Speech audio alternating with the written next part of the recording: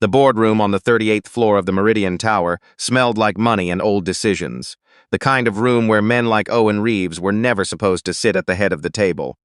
But there he was, 37 years old, single father, civil engineer who had spent the better part of a decade designing water treatment systems for communities that nobody in this room had ever visited, communities where clean water wasn't a given, where children got sick from things that could be fixed with the right infrastructure and enough political will to build it. He had built that will. He had built the company around it. And now the Caldwell Group, 5 generations of old Alberta money, controlling interests in half the resource corridor from Fort McMurray to the American border, wanted to buy what he had built and call it their own. The lead attorney, a thin man named Frederick Holt, who wore his suit like armor, slid the document across the table without ceremony. $42 million, Mr. Reeves. Full operational transfer within 90 days. $42 million. Owen let the number sit in the air for a moment, because that was what it deserved. A moment. He had grown up in a duplex in Saskatoon where the furnace broke every January, and his mother budgeted in pencil because ink felt too permanent when you weren't sure about the next month. $42 million was not a number he had ever expected to have a conversation about in the first person. But then he turned the page. And there it was, buried in the 3rd subsection of the operational transfer clause, dressed up in the kind of language designed to be agreed to without being understood. His company, Watermark Infrastructure, would continue under his name. His photograph would stay on the website. His title, founder, would remain. But every project decision, every contract, every community partnership, every bid submitted anywhere in the country would require approval from a Caldwell Group Oversight Committee. He would become a figurehead, a face on a letterhead, a story they could tell to government ministries and indigenous band councils about how they valued local expertise and community-driven development. He would become their credibility, and they would become his prison. Before he could speak, Gerald Caldwell leaned back in his chair at the far end of the table. He was 70-something, silver-haired, the kind of man who had been powerful for so long that he had stopped noticing it. He studied Owen the way you study something you've already purchased. "You've done something genuinely impressive," Gerald said, his voice carrying the particular warmth of a man who did not need to be warm. "For a boutique operation. But the municipalities you're pitched to, they want certainty, they want infrastructure, they want names behind the contract that they can explain to their ratepayers." He paused. "You catch contracts, we hold them." Quiet laughter moved through the room. Not everyone laughed. His daughter-in-law, Vanessa Caldwell, who managed the group's ESG portfolio and had barely looked up since the meeting began, simply tilted her head slightly, watching Owen with an expression he couldn't quite read. But Gerald's son, Broderick, and 2 of the group's senior VPs allowed themselves small, satisfied smiles. The kind that weren't really about humor, the kind that were about position. And Owen felt it then. Not anger, not yet, something colder. The specific sensation of being in a room where everyone has already decided who you are, what you're worth, and how much of yourself you'll be willing to sell once the number gets high enough. He had been evaluated, not consulted. Evaluated.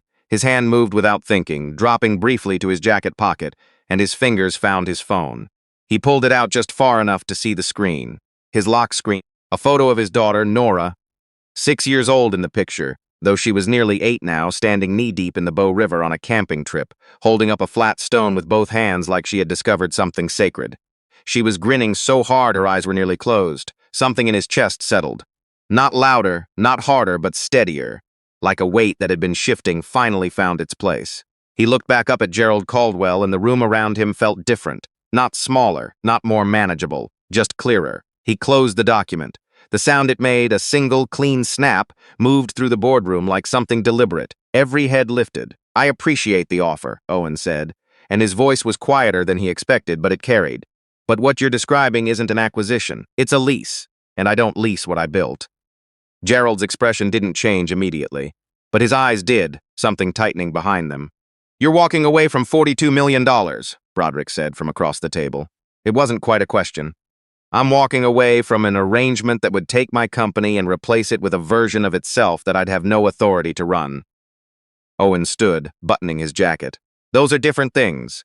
And for just a moment, one brief, strange moment, the room didn't feel like it belonged to the Caldwell Group anymore.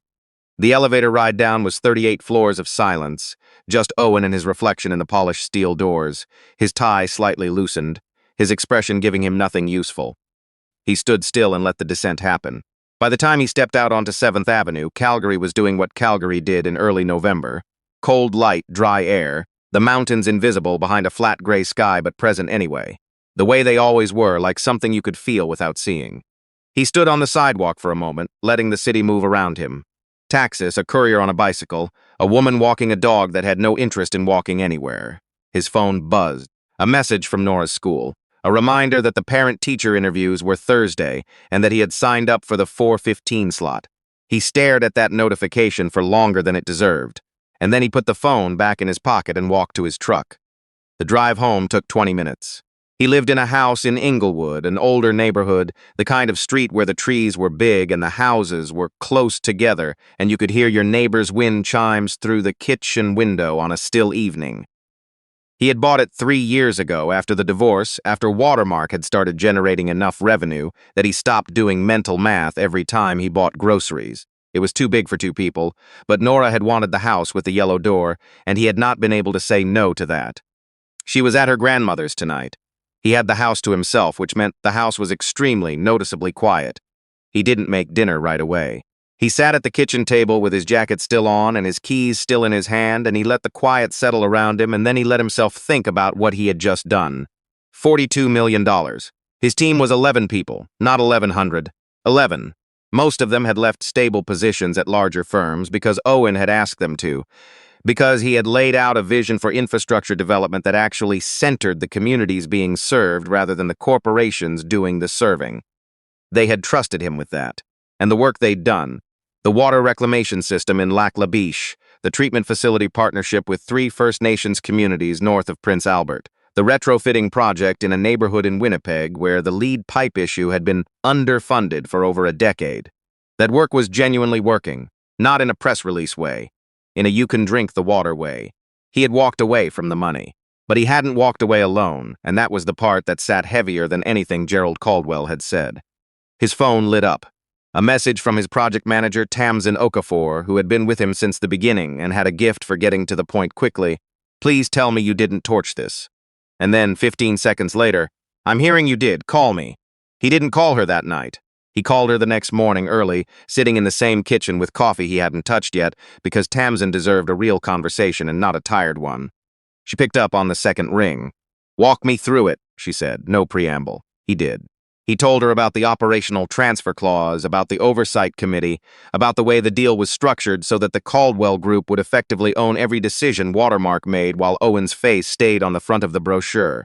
The line was quiet for a moment. That's not a partnership, Tamsin said finally. No, it's not. Okay. Another pause. So what did you tell them? I told them no and I left. Right. He could hear her breathing, the particular rhythm of someone running calculations in their head. Owen, you know the position this puts us in. I know, the Barrington County contract. They've been sitting on approval for 2 months. If the Caldwells make a call. I know, Tam. The silence this time was longer. And then she said something he didn't expect. Did you think it through before you walked? Or did you walk and then think it through? He looked at his coffee. The second one, okay, she said again. And somehow the way she said it, not cold, not warm, just level, told him she wasn't done with him yet. Then you better figure out what comes next, because I've got 10 other people who need an answer by Monday. The team meeting happened Friday afternoon. All 11 of them crowded into the main floor of their office space on 9th Avenue, a converted warehouse unit that they had spent 2 weekends painting and was still, 3 years later, slightly too cold in winter. Owen stood at the front. They sat in chairs they had pulled from their desks. No slides, no handout. Just 11 people who already knew something had happened. He told them the truth, not the diplomatic version, not the careful version, the truth, the clause he had found, the oversight committee, the reason he had said no. The room took it differently depending on the person. Tamsin already knew. Marcus Lindqvist, their lead systems engineer, nodded slowly, the way he did when he was processing something rather than reacting to it. Priya, their contracts coordinator, looked at the table. 2 of the junior engineers exchanged a glance. And then Dean Holbrook, who had been with Owen since month 4 and had a 9-month-old at home and a mortgage in Airdrie, leaned forward with his elbows on his knees and said quietly, "What does this mean for the contracts we're already in? Nothing. Not yet. And the Barrington approval? That's the risk," Owen said. He didn't dress it up. If the Caldwells decide to make calls, we may lose some pending work. I'm not going to pretend that's not possible. Dean nodded. He didn't say anything else, but the question in the room didn't go away because Dean had said out loud what everyone was thinking. This wasn't just Owen's risk, it was theirs. What I can tell you, Owen continued, is that we have 3 active contracts. The work is good, and the reason this company exists is because we do the work differently. If I'd signed what they put in front of me, we would have kept the name and lost everything else, and I couldn't give that to them. He looked around the room. He did not say, "Trust me." He had always believed that asking people to trust you was something you did when you had no better option, and he was not quite there yet. "Give me 2 weeks," he said instead. "If I can't show you a path forward by then, we'll have a different conversation." The room didn't erupt with confidence. It didn't need to. What it did was hold together, which was enough. The pressure from the Caldwell group began arriving not as phone calls or confrontations, but as absences. The Barrington County approval, which had been expected any day, went quiet. A First Nations community in northern Saskatchewan that had been in late conversations about a new project suddenly informed Watermark that they were revisiting their procurement timeline. A federal infrastructure grant application that had been tracking well through preliminary review hit an administrative delay that nobody could adequately explain. None of it was provable. None of it announced itself as retaliation.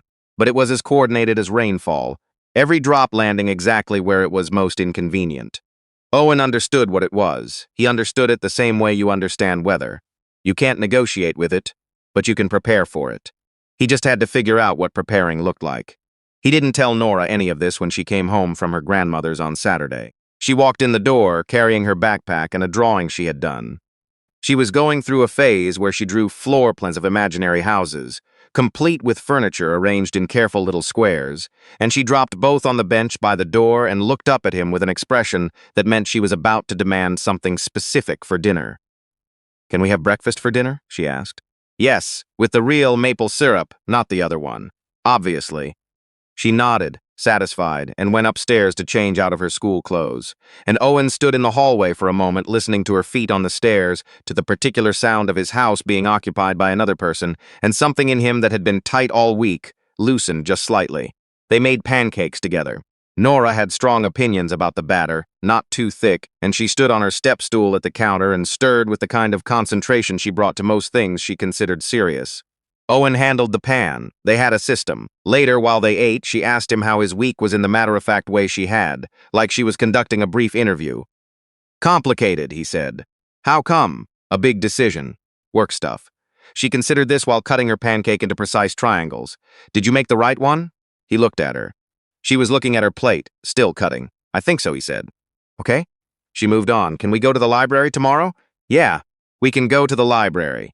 That night, after Nora was in bed, Owen sat at the kitchen table with his laptop and a legal pad and started working on something he had kept quiet for almost 2 years. Not secret, exactly, but private. A system he and Tamsin and Marcus had been building alongside their regular work. A modeling framework that could predict infrastructure degradation and failure points in aging municipal water systems using a combination of sensor data, maintenance records, and environmental factors. Most of the municipalities in Canada were working with systems that were decades old and being maintained reactively, waiting for something to break, then fixing it. The cost of that approach, both financially and in terms of public health risk, was enormous and almost entirely avoidable. What Owen had built was a way to see the breaks before they happened. He hadn't released it publicly because the data pipeline needed more refinement, and because he had been in discussions with 2 university research teams about a proper validation study. But the framework worked. He knew it worked. He had run it against historical records in 3 cities, and it had identified failure points that had subsequently occurred. Failures that had been expensive, and in one case in an older neighborhood in Hamilton, had resulted in a boil water advisory that lasted 11 days. He opened the files and started writing. By the time the city outside had gone fully quiet, he had drafted the core of a proposal. Not a sales pitch, not a grant application, but something closer to an offering. A partnership framework for 3 specific municipalities he had been building relationships with, municipalities where he knew the infrastructure directors and understood the challenges. Municipalities that had been looking for exactly this kind of predictive tool and hadn't found anything that fit the specific characteristics of their systems. He sent a short message to Tamsin at midnight. "I need 2 hours with you and Marcus Monday morning. I have something. Don't ask me to explain it by text." She replied 4 minutes later because Tamsin apparently didn't sleep. Conference room. 8 a.m. Bring whatever you're eating for breakfast because I'm not catering this. The next 2 weeks moved differently from anything Owen had experienced in running the company. Not frantic, focused. He and Tamsin and Marcus worked through the modeling framework every morning, tightening the documentation, building case studies from the historical data, preparing the kind of materials that could be presented to a municipal engineer and understood immediately rather than requiring a 40-slide explanation. They brought in 2 of the junior engineers to stress test the failure prediction outputs. They ran the numbers again and then again.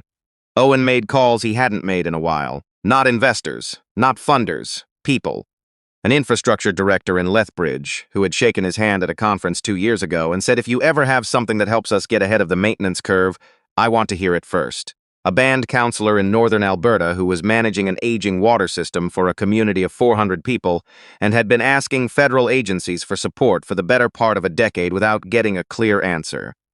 A retired city engineer in Windsor, who now consulted for smaller municipalities across Ontario and had more actual influence in that world than anyone with a corner office in a tower. He didn't announce anything. He didn't send press releases. He had conversations. And quietly, in the way that genuinely useful things move through networks of people who need them, the conversations started leading somewhere.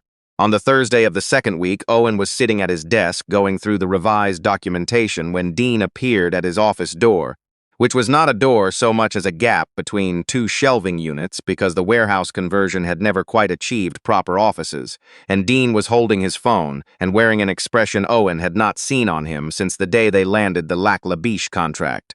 Barrington County just called, Dean said. They approved the project, full scope. Owen looked at him for a moment. When? About 10 minutes ago. The director says they're sorry for the delay. They had some procurement review thing that apparently just cleared. Dean paused. I don't know if that's true. It doesn't matter right now. No. Dean was quiet for a second. Also, I got an email this morning from a firm in Vancouver, Sustainable Infrastructure Consultancy. They've apparently been watching our Lac La Biche work, and they want to talk about a partnership on 2 projects they have in BC that are too small for the majors but need. He glanced at his phone. A technical and community-facing approach that aligns with what Watermark has been doing in the prairies. Their words. Owen looked at his legal pad. He thought about Gerald Caldwell leaning back in his chair with his fingers steepled, telling him that municipalities wanted certainty, wanted names behind the contract. They did. He hadn't been wrong about that. But the certainty they wanted wasn't a 5-generation family name. It was the confidence that the people doing the work knew what the work actually required. Tell them we're interested, Owen said, and get me a time.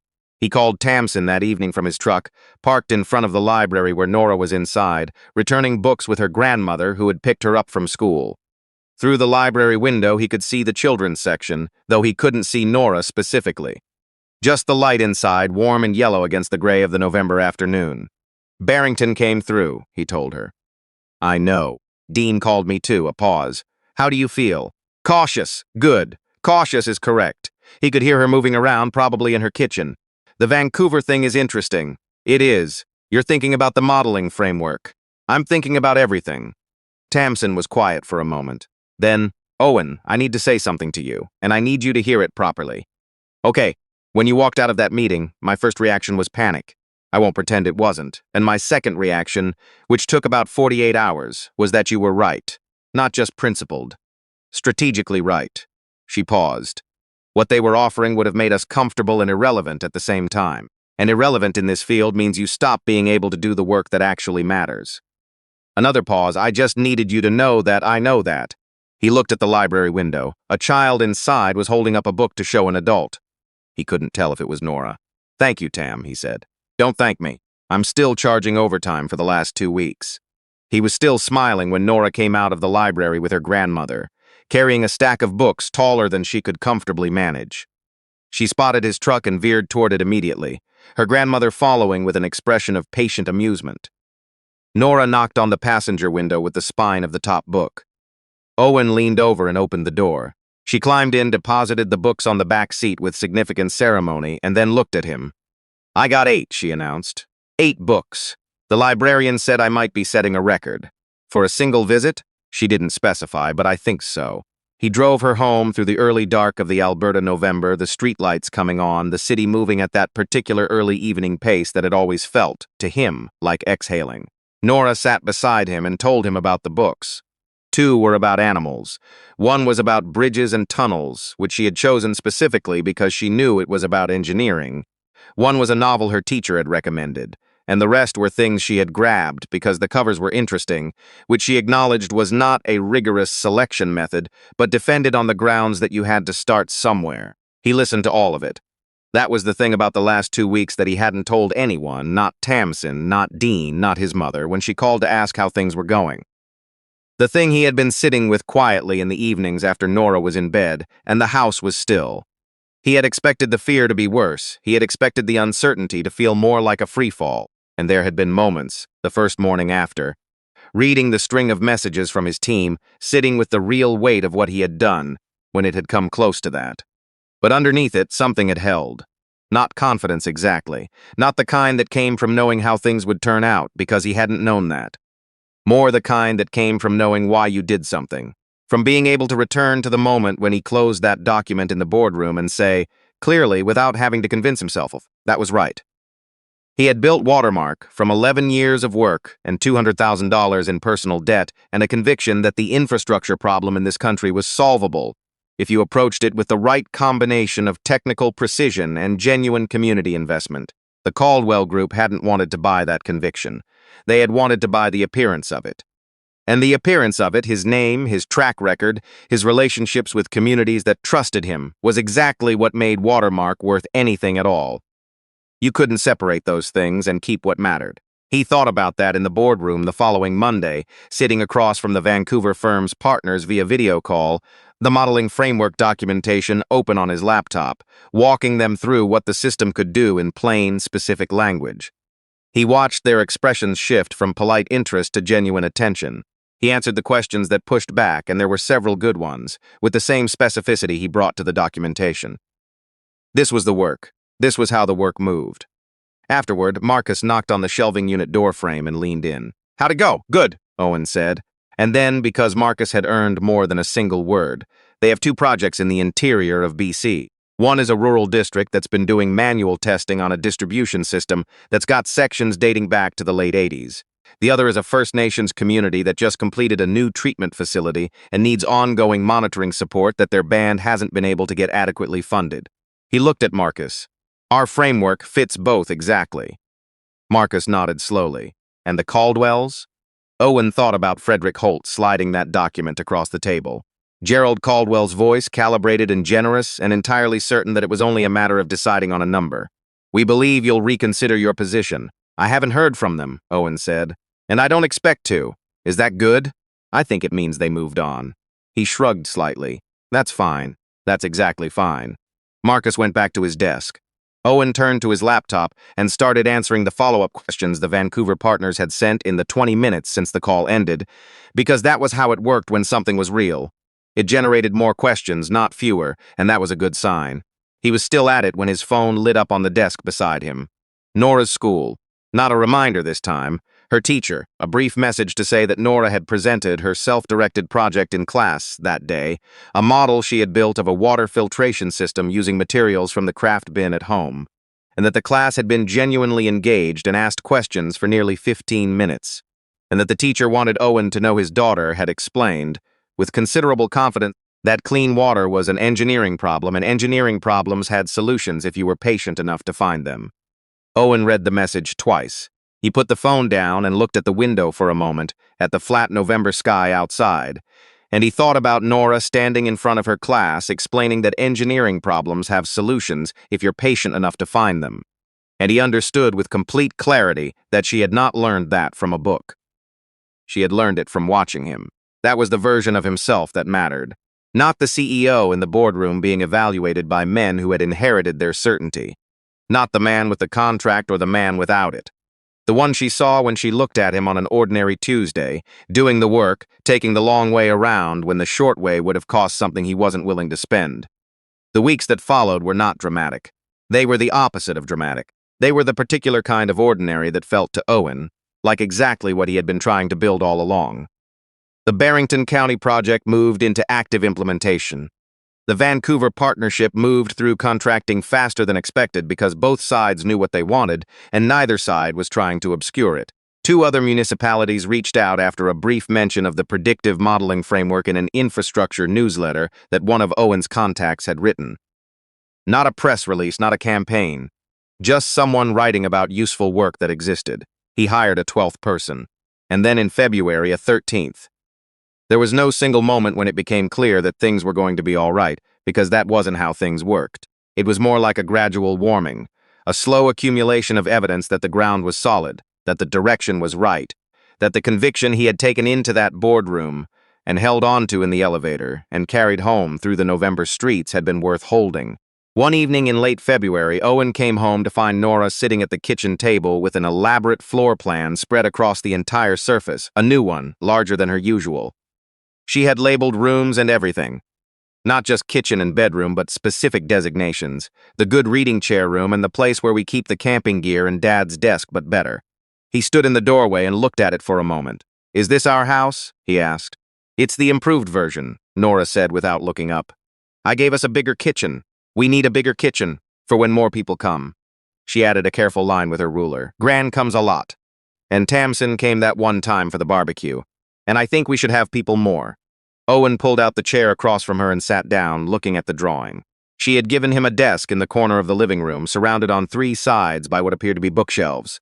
She had given herself a room with a window on two walls. "You know," he said, "I think you might be an engineer."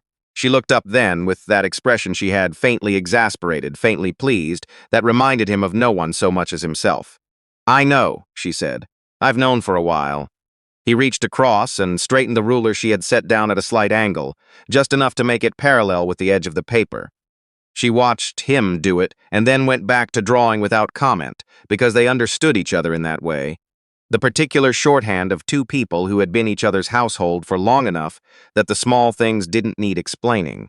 Outside, the February light was fading early the way it did in Alberta, the sky going that deep blue before dark, the kind that was specific to this part of the country, this latitude, this particular cold. Owen had always found something clarifying about that light, the way it didn't pretend to be anything other than what it was. Winter in Alberta, the mountains somewhere behind the sky, the ground still frozen, the work still ahead. He had walked out of that boardroom with nothing signed, no deal, no check, no promise of anything except difficulty.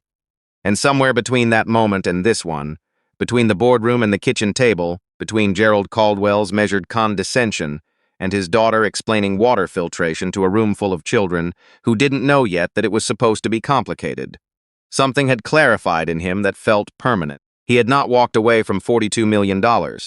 He had walked toward the right to decide what the work meant and who it served and whether the name above the door was a face or a foundation. And it turned out those things were worth protecting with the same precision you brought to anything built to last. Carefully, patiently, with the full understanding that the hardest part wasn't the construction. It was refusing to let someone else tell you what you were building it for. Nora added another room to the floor plan, labeling it in her careful printing, the place where good things get figured out. She drew a small table in the center of it with 4 chairs. Owen looked at it for a long moment. Then he got up to start making dinner.